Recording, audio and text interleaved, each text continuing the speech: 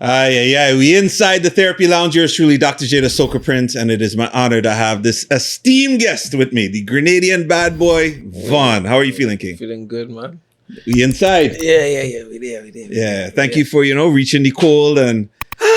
Jano, I came here without a jacket, boy. No, come on. This is not your first time traveling. No, it's not. But, I left Grenada to go to Trinidad. Yes, I knew I was coming to Toronto, but the bag's full up of clothes. The bag full up. All right. Yeah, and then a big jacket to be traveling and pressure. Holding it out though. Right? All right. You, we make such sacrifices, and I thank you for having me. Decal. Yeah. This might come out after, but the next decal, make sure you check it out. Yeah, I appreciate you, King. So for those that don't know Vaughn, I want to take it back to the early days, right? In doing my research, realized you grew up in a Coast Guard community. Right? Yeah. The name of the place is Coast Guard. Yeah. Oh, the name of the place. Okay. So you grew up in this community in Grenada. And from what I was reading, there's like a strong musical foundation in church. Is that right? Right. So my father plays the bass. Okay. I just make fun of him because I was telling him he just knows how to play in the church. Okay. He could play the guitar. He used to play the guitar for me, like when I was younger. I liked it. He used to play this country and western track. My uncles play the guitar as well in the church, and most of my cousins can sing. Oh, okay. On my mom's side and my dad's side, they can sing. I can't sing. Right. Yeah. Right. So how do you feel that kind of shaped your own personal artistry today? Did that have any kind of effect or? So from a younger age, I've always had a very wide imagination. Okay. Right. And I had to really ask my mom because at a point, I used to think that, what's wrong with me? When it comes to being around people and communicating with people, I've always had issues. Meaning, most people would say that you don't like people. I didn't really enjoy people's company. Right? And so when you get older, then you try having the girlfriends and thing, and then you realize you have certain mannerisms and certain attitude towards certain things, and you question yourself when you introspect. Right. And I had to ask my mother, have I always been this way? And she reminded me that when I was younger, I never liked to go outside and play. I would have action figures and I would play with them. And I remember each action figure had a name, a personality, a lifestyle, a boyfriend, a girlfriend, whatever. I used to play with animals like ants and weird things that. So my imagination was always crazy, but I've seen my cousins and heard them singing, not on no stage level or anything, but just hearing them and growing up around the church vibe. Yeah, I'm sure it definitely inspired me. It maybe not consciously, but subconsciously. But subconsciously, yeah, for sure. So there's that dynamic now of you grew up in this church vibe, but you're known as the Grenadian bad boy. Yeah, one and only, man, just one. So how one bad boy? How did this come about? Let me just say, right? Okay. When I came up with this bad boy thing, right? There was just me as a young man. I just like to imagine stuff and create, branding, play around with ideas. And when I was when I made the name Vaughn, V''VGHN, I was like, yeah, I need a little lingo. Everybody had something. It used to be Lil Vaughn, and my tagline was Grenada We Born. Okay. Trademarked and everything. Okay. Right. But I had a manager at the time that I could cuss. That fucked me over. Okay. Big time. Wow. Okay. And I just wanted to forget everything about Lil Vaughn and create my own thing, start fresh. So I dropped the Grenada We Born tagline. I was like, you know what? Fuck it. the Grenadian bad boy. But when I said bad boy to myself, I just meant musically. Oh, Like, okay. yeah. Because the average person thinks of it in a different way. Yeah, I mean, Right. again, perspective, but I don't mind because conversation, it stirs conversation. True. And there's no bad conversation once there's a conversation Yeah, once around they your talk in your brand. name, yeah. You know what I mean? So I don't mind, but in my mind, it was just bad boy in music, like I would like to think I'm a bad boy in music. Yeah. Like, You know what's funny? And obviously I don't know you as well. We've worked together over the years, but yeah. have you always had that business sense? Like, you see how you said you trademarked it and everything. Were you always on that level of, I need to make sure that this stuff is because protected? you see, remember I told you about that manager, right? That was I appreciate him, like, because he's done a world of good for me, right? I don't want to dwell on the bad thing that happened, because I was young as well, and I always tried to tell myself to remember the good. And he was a very prominent businessman back home, Okay. and I've learned, from these people and him as well. Like, yo, you need to make sure the business is right, because if the business is not right, then nothing is right. Right. And I've seen and heard stories about artists before me and how some of them have none to show, how some of them made mistakes, how made choices that never benefited their children in the future, and these kind of things. And I've said to myself, I don't want to be that person. So, and then how I grew up as well, my parents and immediate siblings and people around me couldn't have taught me these things because they didn't have that level of experience. Like taste of success on such a level where they could say, "This is my little brother. I could tell you this." It's just me on the little phone or on the little computer researching and reading on what I want to do, and like the people around me, I learn from them. Right. So from a very early age in the music, I've understood that business is very important. The business is important. No, it's true. And talking about this early age, when I was, again, doing the research, I think it was the age of 16. Yeah. You placed third in Grenada Soca Monarch. Yeah. Now, stepping into that level of competition at such a young age, can you remember like what was going through your mind? Or no, I didn't have much going through my mind, to be honest. It was just the one thing that I know that I was thinking about is to go out there and give my best. And I quote myself, make a name for yourself. That was all that was on my mind when everything happened. It happened so fast. It started from me sweeping the yard with a coquille broom, as we call it in Grenada, one of them coconut branch broom, and hearing Mixmaster Brent and Magician playing my song on Boss FM. First time I ever heard my song play on the radio. And happy. But then in the competition, you the youngest ever. Nobody looking for you. Right? You just have to go and do it. That's my mind. You just go and do what you have to do. Yeah. And make sure nobody forgets you after the night. Right. That was my mindset. Yeah. So I just went up there and left everything on the stage. And placed third, yes. Yeah. Amazing at 16. So when I think of, and I think the average person, the average soca lover, when they think of Grenada music or Grenadian soca in particular, it's very distinct, right? The jab flavor. And I don't believe that if you look at your catalog, you can be pigeonholed in that. Yeah, nah. Right? So I'm just curious for you yourself, like how do you balance staying true to your Grenadian heritage and culture while appealing to this wider audience? Because I think anybody that has followed you on social media, they could see that there's something else that is a broader appealing, if that makes sense. Yeah. Honestly, I do only what I love to do.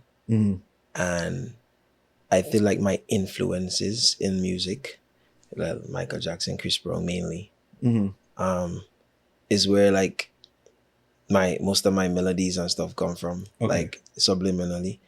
And yes, I still think I cannot run away from jab. First of all, let me retract. I am a Grenadian, right? And culture is in me. So as much as, the beat or whatever might not sound the same as every other artist from home, but that energy and that vibe, because I truly believe that it's an energy more than a type of song. But I do understand that sonically, I am totally different from probably everybody else. Right? It's just me. Which isn't a negative thing. No, it's not. Yeah. It's great. I love it. But it's just me. I'm just being me and doing what my spirit feels to do. I mean, I've done it and it's been good, but it's just not what I would be attracted to. Yeah. Most times. So do you make a conscious, because, okay, I'll use the example of Welcome to Spice Mass. Yeah. This could be, you know, and I don't even know if it was used by the Grenada Tourist Board. It definitely could. Yeah, they mash it up. They use it. Right. You should get real paid from that. No money. None. You need to be, you know, reimbursed for that. But I feel like it was so, like when you listen to it, you close your eyes, you would feel you're in Grenada. Yeah. But it didn't have, like I said, the traditional Grenada sound. So this is why I'm curious. Do you make a conscious effort when you're working with producers to try to get something different, or? Yeah, I do actually, because I know what I want to sound like. Okay. I know what I want to feel, you know? And then again to experiences, because I don't play, like I don't be in the mass, right? Oh. I don't play a job like that. Really? So you never did the whole, like... I've done it. Oh, okay. I've been in it. Okay. But it's not something that I'll just go and do. Got it. Okay. So it's like individuality. Like I'm the individual that love to create music, love to do music. I love to sound good, right? But then if you practice where you preach, basically, right? So I can't really preach the essence of it if I don't do it like that, right? I love it. I love to see it because it's amazing. But hey, it's not me. So then I'm gonna be lying if I go and do that just because everybody doing it. Makes sense. Because you've worked with a lot of different producers and producers that may not have had a history of doing what you brought them to. None. From Captain John to Michael to even with Boy Puffy. Like it just always happens that me and another talented individual cross paths at some point and we start making music and then we put it out there and it's accepted, and which is we're grateful for, and it's good. Yeah, for sure. Now again, this is, you know, the therapy lounge, so sometimes we gotta dig deep into the feelings and emotions. That's fine. I'm a deep person. Okay. All right. So for you, I mean, we talked about you being part of this industry from such a young age. Right. So I guess I'm curious, how has your perspective of success, how has that changed over time? Success to me has always been the same. And I usually say it in a few words. Changing the environment around me. Creating a new environment for myself and my family and the legacy of whatever is left behind me. That's success to me. And that doesn't necessarily have to be what we all worship now, money, or tangible stuff or materialistic stuff. But it's more about because how good are you if you don't do good by people or make things better for people? Like, think about it. You are Dr. J, the Soca Prince. How good are you if you go on a DJ set and nobody's happy with the music you play? Right. How good are you if you don't create an environment or employment or anything for people around you, for their lives to be impacted as well? You know what I mean? So that's my perspective of what success is. Success is internal.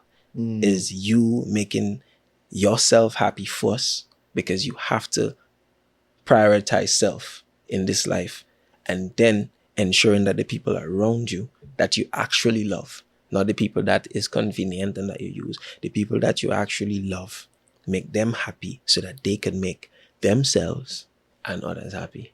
That's true success. That's the only way your name will live forever. Yeah, that's very true, man.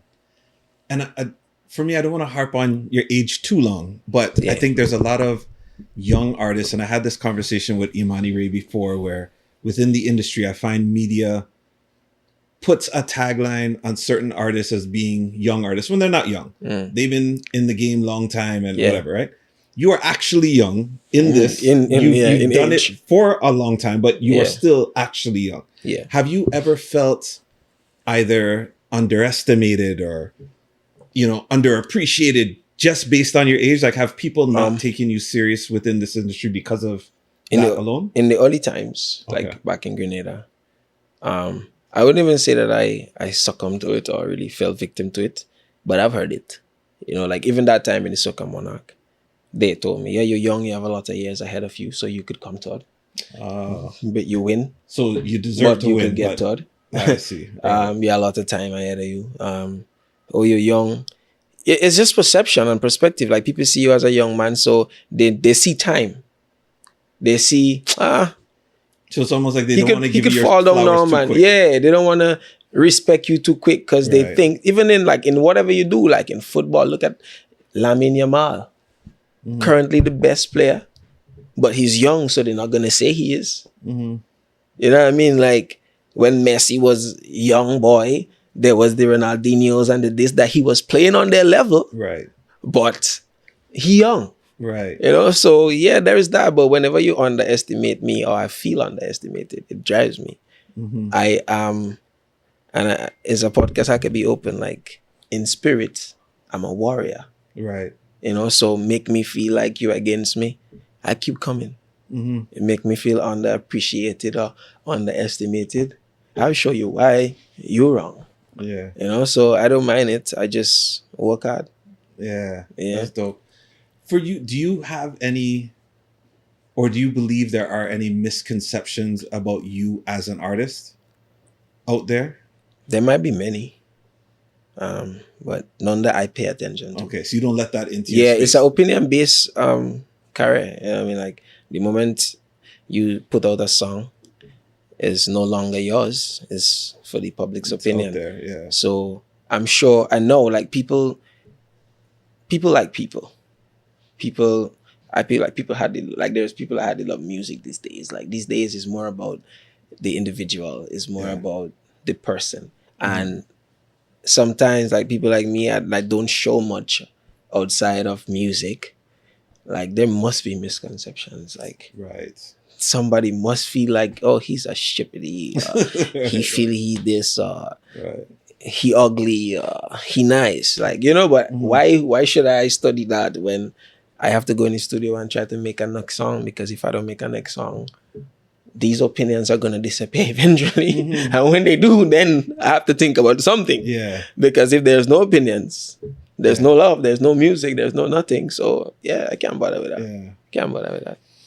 And I want to get back to the actual soca industry in a second, but for you, I've seen and I've heard different demo clips. Yeah. And it's like, if I close my eyes, it could be Justin Bieber. Like, if you understand what I mean, like certain things that you do, it's not, you can't pigeonhole it as soca. And I'm not saying that soca can't be melodic or soulful, because it definitely can and is.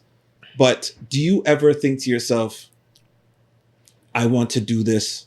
And you have done dancehall and different genres, but do you see yourself wanting to do more, or do you want to succeed because of soca?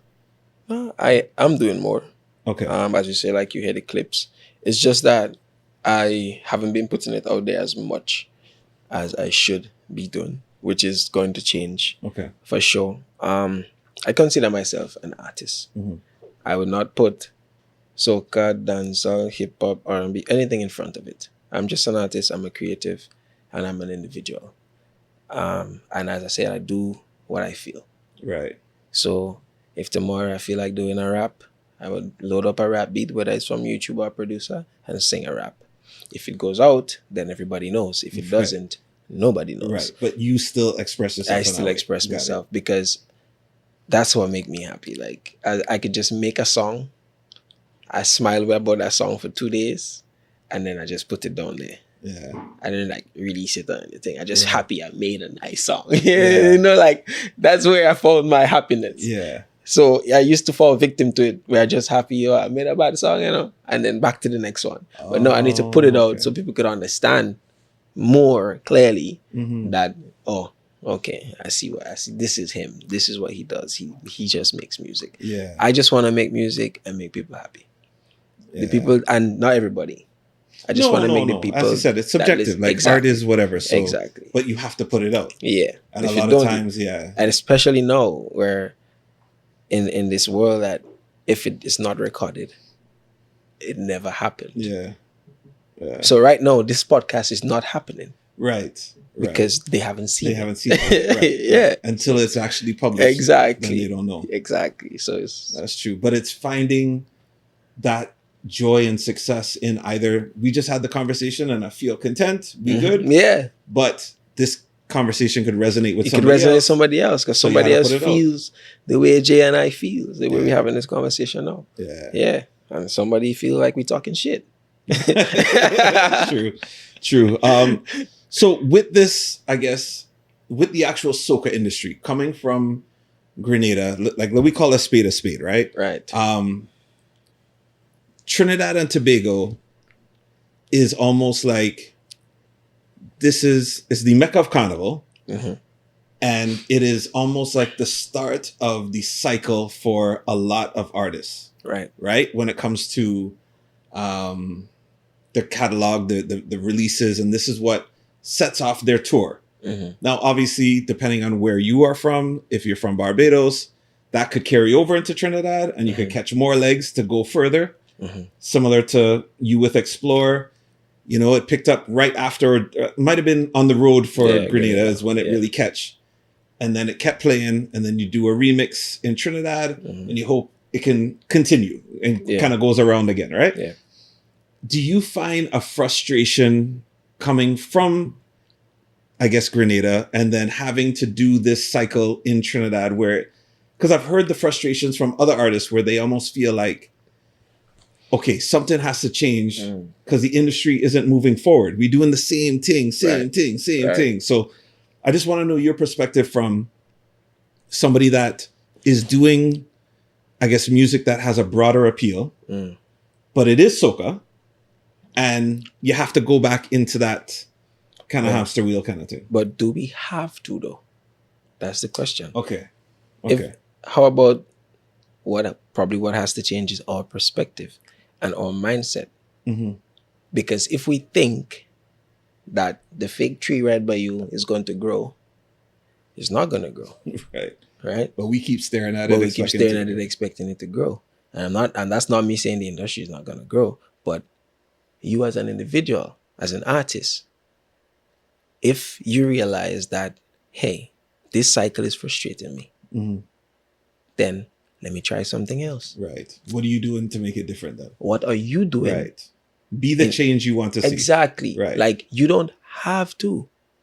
You want to because everybody else is doing it. And that's the group bias. You understand? Because you just feel because this group of people is going by that law or that ideology. And from that perspective, you just believe that this is the only way. But when you look around us with the other genres, when you look at how small the world is becoming with social media, it's not the only way. And I mean, I wish that most of the other countries would do what Trinidad is doing and understand that music is music. It doesn't matter where you're from. If you're doing a genre, which is soca, that is what it is. If you're calling a spade, call soca soca. Don't put Grenada in front of it. Don't put Barbados in front of it. Don't put Trinidad in front of it. It is soca. We are one Caribbean, right? So why is there competition within the genre when the genre wants to compete with other genres that is not competing amongst itself or themselves? So change your perspective. If that, because my path is not your path, you following another man's path because you think it's working for him. You have to figure out what works for you as an artist. Right. Yeah. Sometimes you have to sit it out and sit back and realize that, hey, if there's 10 persons doing that, if I do this, then I would look different. Right. Right. I would pull a different crowd. I will engage with a different audience because they like what I'm doing, not what 10 other people doing. If Vaughn, Voice, GBM, Teja, Marshall, Bonjeef, all of we going in one event and everybody posting hand in the air, and you going in another event and you're singing your heart out for the girl them, you look different, bro. Yeah. Yeah. You know what I mean? Yeah. Be different. Be different. Stop trying to do what other people doing because you think this is the only road to success. Right. And a gem you said was, if we all just come together and build instead of fighting amongst ourselves in soca, Then it's maybe that crabs in the barrel mentality, right? Exactly. It's like everybody pulling each other down, but if we allow one to come up and pull up the others, we could all rise. Exactly. So if we're competing amongst ourselves, who can we compete with? Yeah. Simple as that. So just change your perspective. Don't feel like because Vaughn doing that's the right way. That's just the way of working for Vaughn. Right. I look like me. I don't look like you. True, You know what I mean? yeah. Like, yeah. So that's how I see it. I don't get frustrated about things that I can't control. If I can't control it, I move on. And that is like a key. And I just learned that recently because I find I was tending to overthink things that, really and truly I can't control. So if a flight is delayed, if something's happening, I study, oh, Jesus, I gotta do that. I can look for some punch and some food and chill on by the airport and joke my computer and play some game. Yeah. As long as I don't go in the sky there and they're playing something wrong, God forbid. Right. Delay, all right, fix all your plane. Yeah. Once Take your time. Yeah. Tomorrow is another day. Whatever happened today, the possibility that something is better is going to happen tomorrow. Yeah. Yes. Well said. No, that's true, man. Yeah. So having that mentality, I'm curious, as an artist who's traveling all over the place, what does self-care look like for you? Eating well. For sure. That is very important. What you put in is what you get out. Like ensuring that you at least get to rest. Again, not trying to control things you cannot control. Remembering to be human. Because you might be thinking, oh, you're traveling here and there and use Mr. This and use Mr. That, and smaller and smaller things start affecting you because you feel that everything should be perfect in your path and in your life because you use Mr. Vaughn and use Mr. J. Right. And I mean, like, kick back and understand that none of these things last forever. True. The only true wealth you have is the health. The body that God gives you is your temple to take care of. Try your best. Yes, with certain lifestyle, it's harder. But again, you have to beat resistance and you have to know what you want for your life. Because the only thing that you lose once and you don't know if you could ever get back is life. True. You could lose anything. You could lose your career. You could lose a loved one. You could lose your wife. You could lose your shoes. You could lose a chain. And you could buy it back. There's opportunities there. But you lose that life and you don't take care of that body and you don't take care of that health. That is it. Yeah. That is it. So, like me, I'm not a drinker. You would tell me to take a shot with you, I would do it. But it's not, you wouldn't get me to do 5. Yeah, right. You wouldn't get me to do 4. Or some nights you wouldn't get me to do none because in my mind, bro, nah. So it's just like, just make sure that the little things that you know that really matter, you take care of yourself. Yeah. Yeah. So when it comes to the food, are you like vegan, vegetarian? Like what, because a lot of times when I hear people say they watch what they eat, they study and okay, well, they don't eat pork or they don't eat this, they don't eat that. Are you on any of those kind of tips? I mean, I've done the vegan thing for a time, but then I had to cook a lot and things. And when you're traveling, you can't really do that. Right. But I mean, you as a human being should know which foods are good and which foods are bad. Right? It's the information is out there, the internet, you do your research, and you would know as well because your body would tell you when you eat certain things, how it affects you. So you just know how different foods affect you. You know what's good, you know what's bad, and you just try. I would eat junk, but not all the time. Like sometimes you just circumstances is that you just have to eat this at the point, but that I mean you're gonna just revert to it all the time. Right. You're not You gonna know, have so fast yeah, food all so the time, but if it's the only thing, common sense. right? Yeah, common sense. Yeah, that makes sense. That makes sense.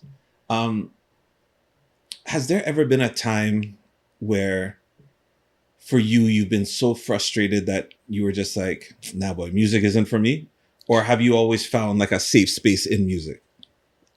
Frustration, boy. Have I been frustrated? Frustrated. Nah, I would say I've been frustrated. Okay. Because I say like the happiness that I got was in the making of the music a lot, Right. and I've always had that thing where like when I put out music, like I'm not thinking, oh, I really want this one to blow. I really want this one to. I've never had that mentality. Oh, serious? Yeah. So when you're in the studio, like you've never had a feeling like, okay, you just did Trouble in the Morning. Yeah, boy, I feel this one go I 10 do or Trouble in the Morning in 30 minutes max, bro. 30 minutes? Come on. Ask Captain John. Serious? If you see it, Captain, comment if I lie or not. Quick. Oh. I was So just it's effortless. on It was that just- day I did 5 songs.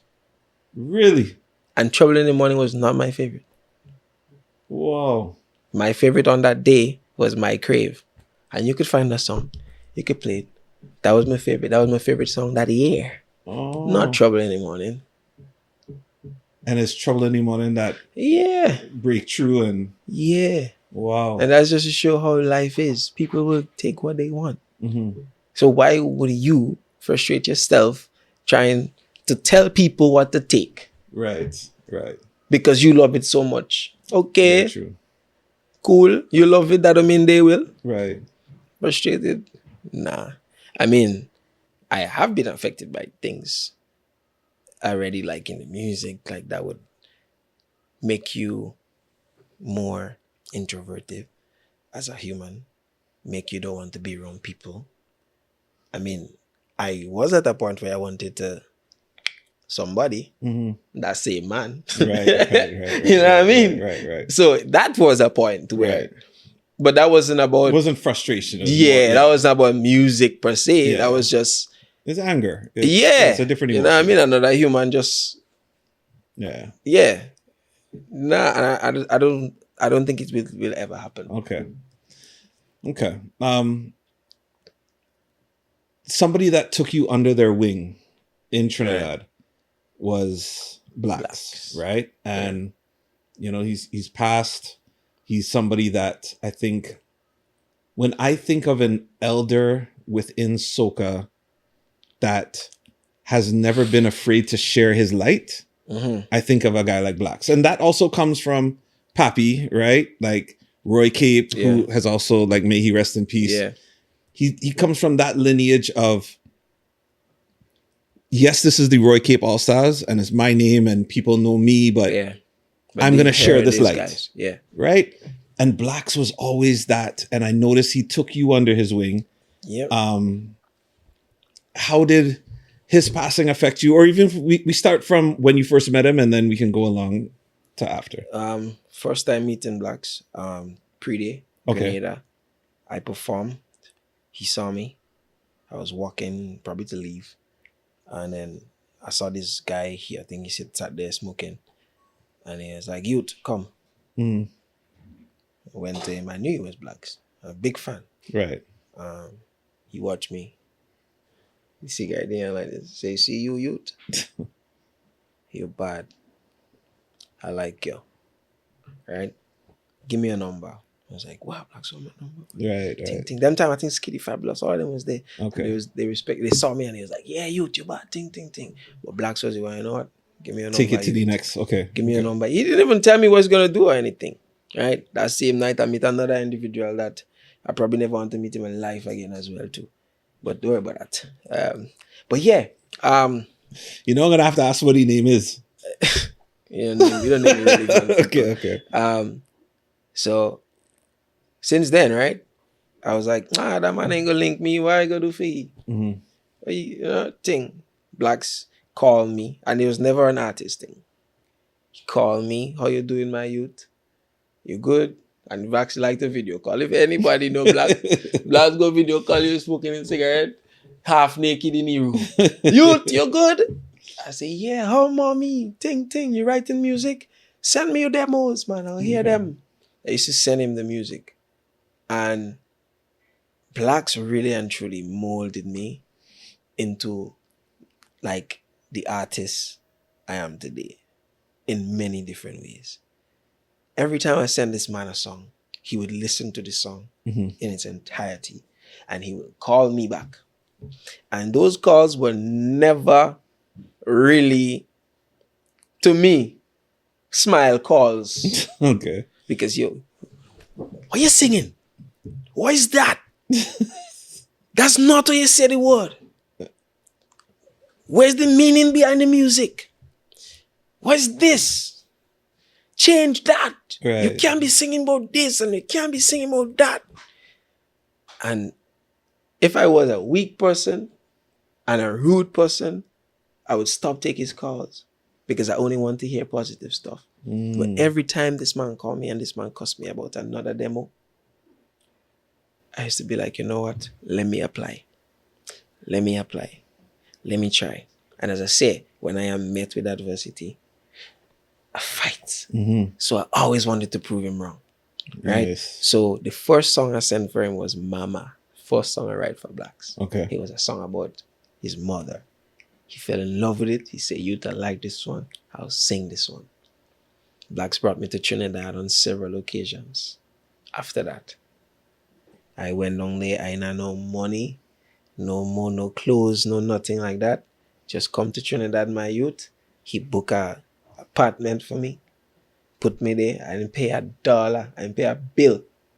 When I go by Blaxx, when we getting ready to go with shows, me and Kello, which is his son, my brother, Blaxx would give me his shoes, even his jacket, and I could pull up pictures of me and him and the guys are wearing blazer, his Blaxx blazer, clothes, and money to spend. That time, nobody know me. All they know, this is Blaxx's son.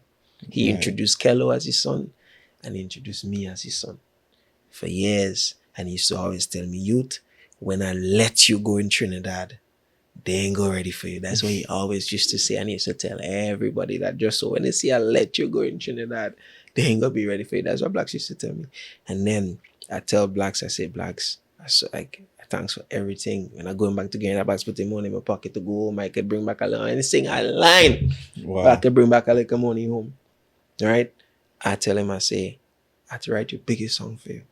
Just I tell him, I say, "One day I'm gonna write your biggest song for you, Blaxx." He say, "Yeah?"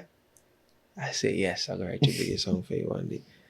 And then Galona and Trouble in the Morning. I wrote Galona, Trouble in the Morning, My Crave, and two other demos. Okay. On that same day, when I wrote these songs, I had these two songs. I was in love with Galona. I said, "This is my song," and I give Blaxx Trouble in the Morning. Send them all for him. He pinpoint them songs. He pinpointed Trouble in the Morning first. And he said, "Youth, see this song here? This is your song. This is the best song I ever hear you write in your life. And I'm not taking that song from you. Wow. I want this one." And your intention, my intention was that song for him. Blaxx is Trouble in the Morning and Vaughn is Galona. And it's crazy that he heard the potential in that song. Trouble in the Morning. This is the first man that say, "You see that song, you? Wow. That song is the best song I ever hear right. In all the demos you send me. And I will be doing you an injustice if I take that song from you, my youth. This is your song. You sing that one, I can take this one." Right? Wow. I held on to Galona like a baby. My brother tell me, "Nah, that yours, boy. I have to hold that one." Because even your presence and energy, Galona makes sense for you. Exactly. Yeah. But he said no. Then when I was holding back on Blaxx, when I sat in my bathroom. Then time they had an outside bathroom. Then time you don't know about bathing inside and hot and cold and them thing. Sat in the bathroom, right?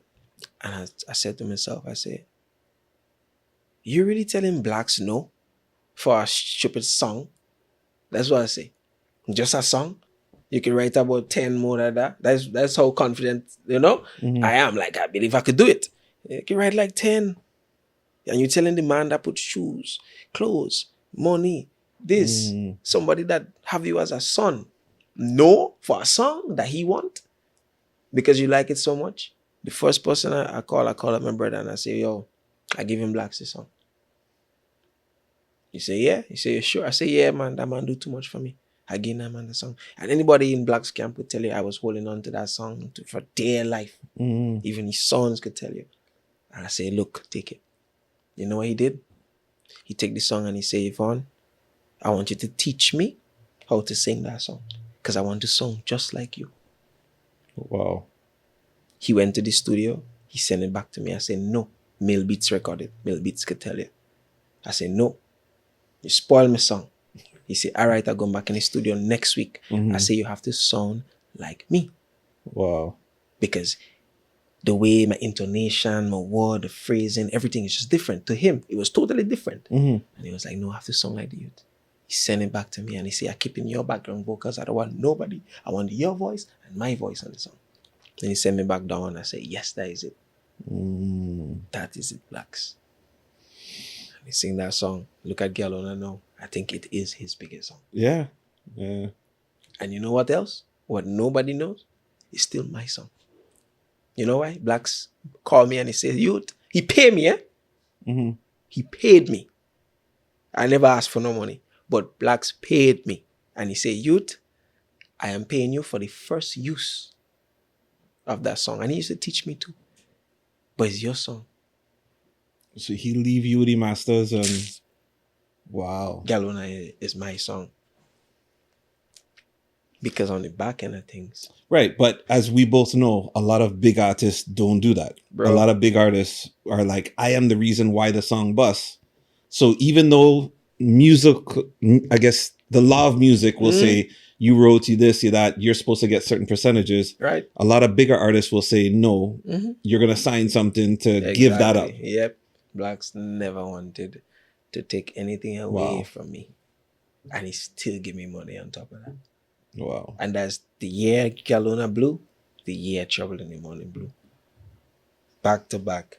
Big songs written by Javon John playing on world radio. Wow. Blaxx. I don't care what nobody say. This man, when that man died, bro, my father came into my room and said, I know your father died. I know you're feeling. My father, my biological father told me that my father died. Because he knew.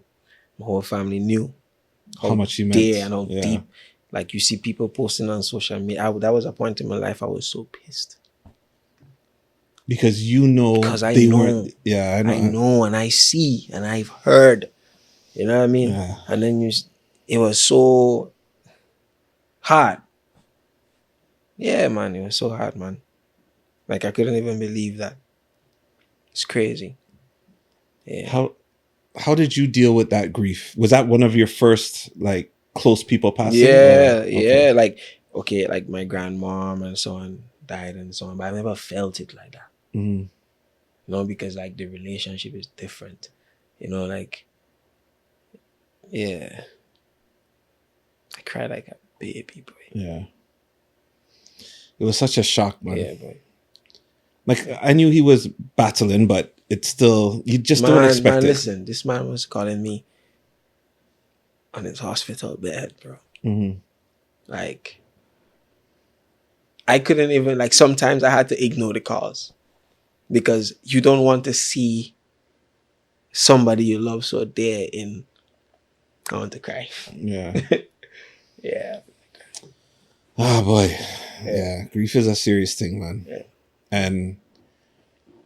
And as you say, it's sometimes you want to keep the vision of how you know them. Yep.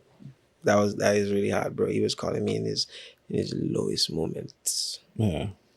And that shows you how much to the point where like I started to feel bad. Like, what can I do?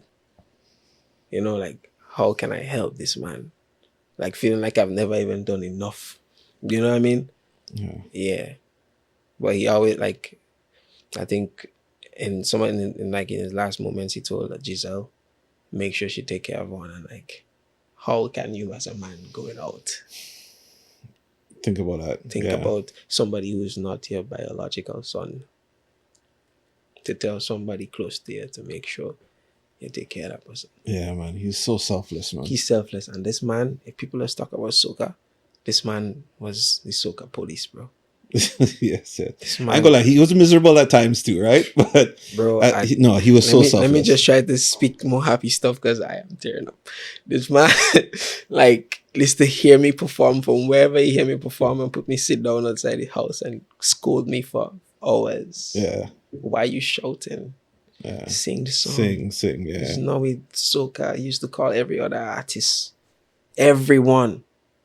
Even whether they wanted to hear it or not. Whether they did right by him or not. And tell them about it. Mhm. He didn't want a bad thing to happen to Soca. Yeah, That is my king of Soca there. yeah. This man loves Soca, boy. I'm telling you, this man loved Soca. And he loved it because he's probably still the Soca chief or Soca police Mhm. in heaven or something. Because I don't know, boy. This man was annoying. I loved him. He love it. It's true. Yeah. It's true, boy. Yeah, man. Big up Blaxx. May he continue to rest in peace, man. Wow. You can see, bro. Hey, I would have nearly cried in the podcast. Yeah, boy. Therapy Jeez. lounge, boy. Oh, Hey. jeez. Yeah, boy. One more word. So okay, let me divert a little bit. You've obviously collaborated with a few, big artists, from Nyla recently with Explore. You've had songs with Patrice, Voice. Is there anybody that you are looking forward to collaborate Chris with? Brown, man. Chris Brown, yeah? Yeah, that's my favorite artist, bro. Now, can you dance like Chris Brown, bro? Yeah. You can't dance like Chris Brown. He practiced more than me, but at a point when I used to dance, because I used to dance before I started singing. Oh, serious? Yeah. Yeah. All the Oh. flips, all the head spins. Really? Yeah. I mean, I could still do Right, you could the do some head stuff, spins okay. and the flare and the blah, blah, blah. But I haven't practiced, but he dances. He Right. loves that. Like, That's music. almost like his passion. Yeah. But yeah, I could do a thing, man. That's dope. Yeah. I can If you see go on that. YouTube, you find like clips of me and my boy dancing in competition and things. Serious? Yeah, I used to teach some of the prominent dancers home now how to dance. Really? Yeah. And they can't say a lie. This Yeah. is the truth. Nice. Yeah. You and Chris Brown. That would be a wicked Man. wicked collab, Yeah, man, it gonna happen soon. I could see that. Yeah. Now, would that be some yeah. Is that something that you would bring him to Soca, or you would go into a different world? Like, what I how do you mean, see that? Soca is embedded in me, right? And if a collab like that hit, to be honest, like, you have to think of world, right? Mhm. Whether it is a Soca or not, you have to understand that an artist like that, his fans is going to look into you. Yes. When they come back, what are they gonna see? What are they gonna see? Right. Can't run away from it. Can't run from it. Yes. So the easiest way to infiltrate such a market is to do something as close as possible to what that market loves. Yeah. And then when his fans start looking into you, They will they start will to, find something new. They're gonna discover something new. They're gonna find something that they know that they never knew they needed in their entire life. Yeah. Which is this sweet soca, It's a true. calypso music. And listen, bro, like, it's something that I tell everybody who may not really understand the power of this music. Soca music is such an infectious, happy, joyous music that even if you are, because, okay, I'll see a lot of the arguments online about, okay, palance or the jump and wave and thing. Nonsense. There is so much variety within soca music that, to me, if somebody were to take that deep dive and just listen and just Listen, give to an the honest people that ear. to the people that are only online fighting down their own people and talking a set of shit, shut up, man. Like, just Tell them again. Yes. yeah, like, like, just shut up, bro. Support if you're supporting, and if you're not supporting, shut up. Yeah. Like, really. I mean, I'm in no position to tell people what to do, but if you want something to grow, man, something you have to know to hush your mouth, bro. Yeah. Because there's always It's not something that helping, you could talk about that you do like. Bro. So if you don't like this one thing, there must be something else you do like. Yeah. People like we, as I'm not excluding myself because I know to shut up too. I have to shut up too because like Right. you have to be careful what you're saying because no matter who you are, or let's narrow it down to social media. No matter how much followers you have, somebody is taking your opinion seriously. Somebody's Right. looking up to you or something. Somebody like, so what message do you want to send? Yeah. Do you really want this to grow? Do you really want the best for this? And I understand that the negative stuff goes, you get the most likes. And when But you post a little positive video, nobody watching it. But oh God, if we want this thing to grow and we want to do good by that genre, and we want everybody to understand what we have, let the positive be the story of the day. yeah. And if you don't have something positive to say, shut up. Shut up. I love that. It's so true. It's so true. I love that. I love that. So for outside of the music, what is a passion or hobby that brings you joy? Football, Oh, okay. gaming. What else, boy? I find myself doing What's your platform? Is it like a PS? Is it Xbox? What? all. Okay. Yeah. I have a gaming PC. I have an Ally X. I have a PS5. I have a Nintendo Switch. I am a gamer. Okay. Yeah. So what is your go-to game? Like what was your favorite? FIFA, Call of Okay. Duty, top of the top. Just a little Fortnite here and there. Try stuff. Okay. Okay. So when they have the new stuff come out, you Yeah, man, we willing cop to- that, man. Pull triggers, man. Nice. I'm not talking about guns, like. And they say pull a trigger, like you buy that one Yeah, time. yeah, Man. yeah. Then my cousin will say, yeah, pull a trigger today. Nice, Yeah. nice. Okay. And do you have any piece of advice for a young artist, whether they're from Grenada like you or just globally, somebody here in Toronto that is Same. looking to break into the thing? Like what? Same thing across the board. I always say it every time somebody asks me. Work hard. Mm, Believe in yourself. It may sound cliche, but you see the hard work one, it's not something most people has tell you to do. Work hard. Be resilient. It started on my neck. That word, I heard during GBM was talking about me. He used that word because it's a word I live by. Resilience and faith. mhm. Have faith, believe in what you do, have faith in whatever you believe in or whoever you believe in, and work hard. Yeah. Because God giving you your reward. And if you don't work hard, there's no reward for you. If you work hard, there's many rewards for you. Yeah. Many. And not man that giving it, God. Mm-hmm. So he's gonna see and he's going to reward you. Yeah. Facts. So fast forward 10 years from now. We come back, Therapy Lounge. Where do you see yourself both as an artist and a person? Don't worry about that question now, bro. Because I'm not thinking about 10 years from now. Okay. And I cut you because I want to say this. 10 years from now, wherever God wants me to be, that's where I'm going to be. I love music, so I'm going to continue working hard.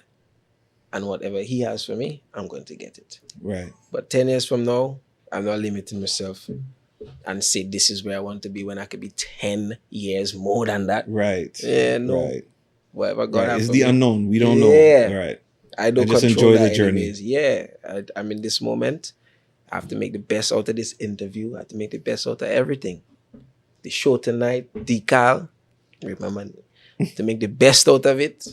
And Yeah. tomorrow, the next day or the next hour, another reward will come. Yeah. Mhm. I appreciate you, bro. Yeah. Thank you for, Cameraman could real drop battery. That cameraman could drop battery. No, I really appreciate you, bro. Thank you so much for, making the time and coming out and Bro. expressing this side Thank of you. you for And this, having to me, why Therapy Lounge is so important is I feel like we get into this rat race and this cycle within each carnival circuit Yeah. for every island, right? So when I watch in St. Vincent, when they do interviews on the Vinci stations, is the same typical. Question. Man, I don't like interview. No. That made me dislike interviews. Because, when you start, and as an interviewer, you're not doing your research. Right. Yeah. What song you working with today? What song you release? Aren't you supposed to know that? Right. Right. Before I come to your interview, not like generally, like nobody, but before, I'm doing the research and stop asking everybody the same thing. And then what happens is, I'm not like you, Jay. Like, as you say, like we never really sat down and talk. We was always, hey, we's love. Yeah, Right? for sure. We in the same space, love. But your familiar face, the comfort level is much more easier to open up to say some things to you because you could understand because you've seen that perspective way more years than I've seen it. You've been in this thing, Right. right? You throw in events before I have a song. You throw in events probably. Decal is 30 years. I'm not 30. Right. I am not 30. My father probably didn't even develop the sperm cells in his testicles yet to make me. Right. You've been there. Right. You know what I mean? You've seen artists come here and do things Right. For sure. and gone. Some still here. You know, like, so it's a familiar face. It's somebody that see the perspective before and continue to see it. And congratulations. Thank you, bro. He's a boss. Even before knowing you, like, I remember I was just always telling you I want you to be the person I do my event with. Yeah. First time I come to Canada. Because I had that respect. And then it's not because I had personal experiences with you, but a man's name, again, speaks volume. Yeah. Everybody speaks well about you.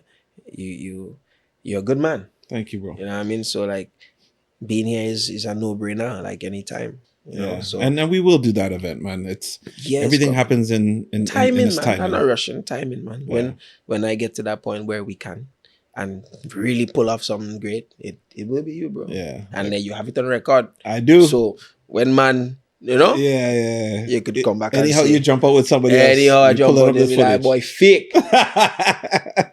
Dr. Puffy, no more tracks for you. What? That's the day. Never gonna happen. Yeah, man. It's much love, man. Thank you for being a guest inside the therapy lounge, man. bro. I want to ask you a question. Okay. I like to switch it up. Okay. So 30 years, right? Decal. How many years have you actually been doing events? Wow, that's a good question. Let me think.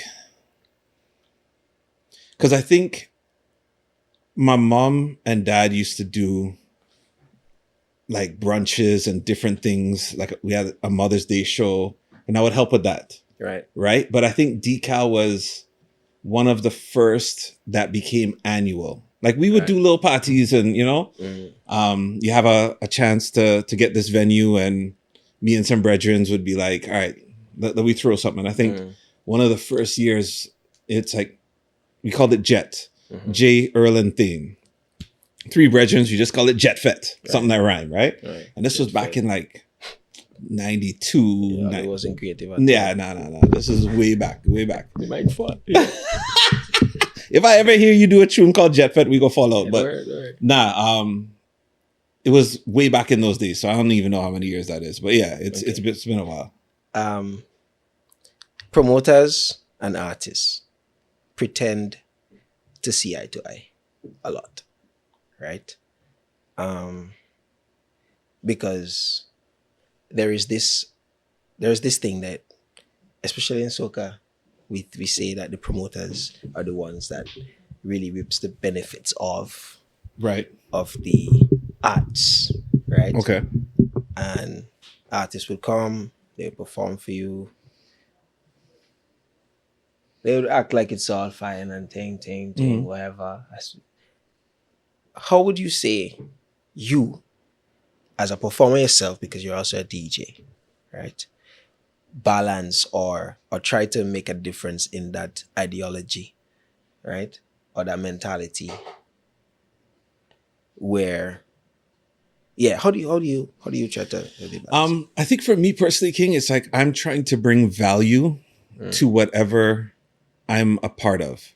So if somebody has hired me and I'm charging X amount, I need to bring that value to their thing, right? And I feel like that separation that happens with a lot of artists and promoters nowadays is because I feel that there are many, such as yourself, who are doing your own events now. And there's so many other artists doing their own events. And as you may know, there's a lot of like bartering. So, all right, Patrice, you come do this for me, I'll do your show. All right. You know, Lero, you do this, I'll do that. Right. And there's a lot of that goes on. And there's still payment. But as a promoter from the outside, if we call you, the payment is usually inflated compared to that. Sometimes, not all the time.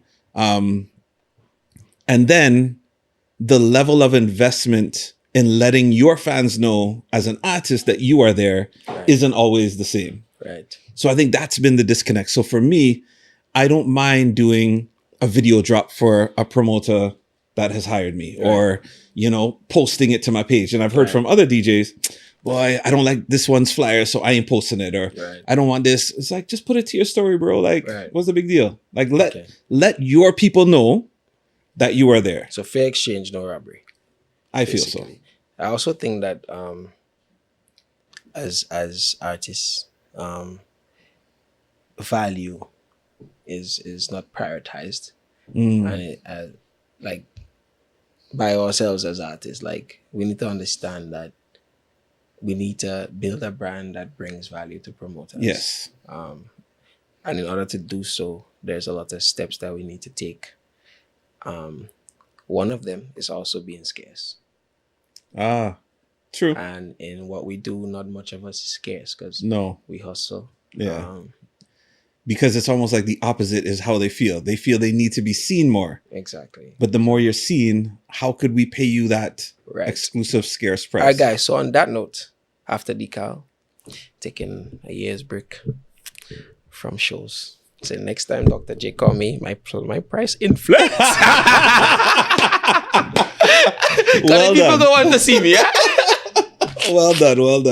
Jokes. But I understand where you're coming from. Yeah, because if people see you so often in a certain market, how would they continue to pay? Yeah.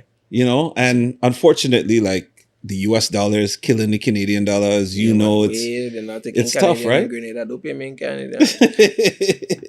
Right? So it's like you have all of these issues.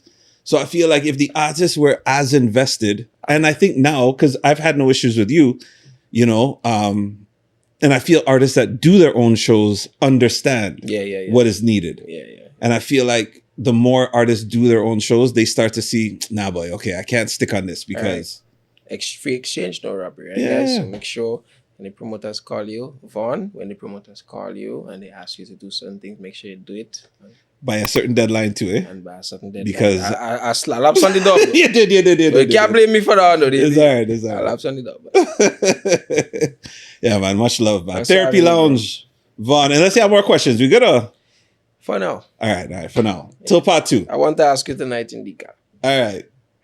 Over a beverage. All right. Yeah. Tax king. We're good. We ain't even drink your water.